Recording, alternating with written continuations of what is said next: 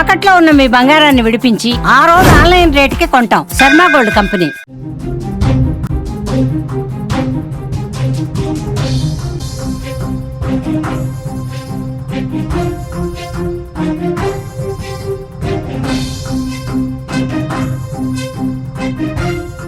ఖమ్మం జిల్లాలోని విజయ డైరీలో జరుగుతున్న అక్రమ సరఫరా వ్యవహారంపై స్థానిక డీలర్లతో పాటు డిస్ట్రిబ్యూటర్లు తీవ్ర ఆందోళన వ్యక్తం చేస్తున్నారు.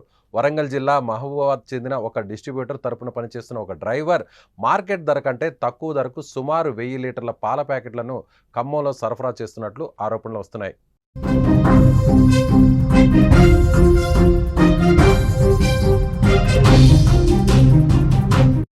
అనధికారికంగా అమ్ముతున్న పాల ప్యాకెట్లకు ఇన్వాయిస్లు లేకపోవడం, ప్యాకెట్లపై ముద్రించిన తేదీలు అనుమానాస్పదంగా ఉండడం వల్ల ఈ పాల ప్యాకెట్లు వరంగల్లో తయారైన వాటిగా అలాగే నకిలీ లేదా కల్తీ పాలను ఉత్పత్తి చేస్తున్నారా అనే అనుమానాలు తలెత్తుతున్నాయి. అక్రమ సరఫరా వెనుక విజయ డైరీలోని కొంతమంది అధికారుల సహకారం ఉండవచ్చని ఆరోపణలు వస్తున్నాయి.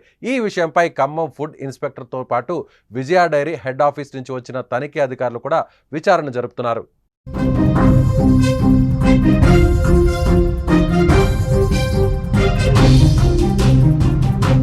వీలైనంత త్వరగా ఈ అక్రమ సరఫరా, కల్తీ పాల అనుమానాలపై సమగ్ర విచారణ జరిపి ఫుడ్ ఇన్స్పెక్టర్ ద్వారా పాల నాణ్యత తనిఖీ ఫలితాలను పరిశీలించి బాధ్యులపై కఠిన చర్యలు తీసుకోవాలని స్థానిక డీలర్లు డిమాండ్ చేస్తున్నారు.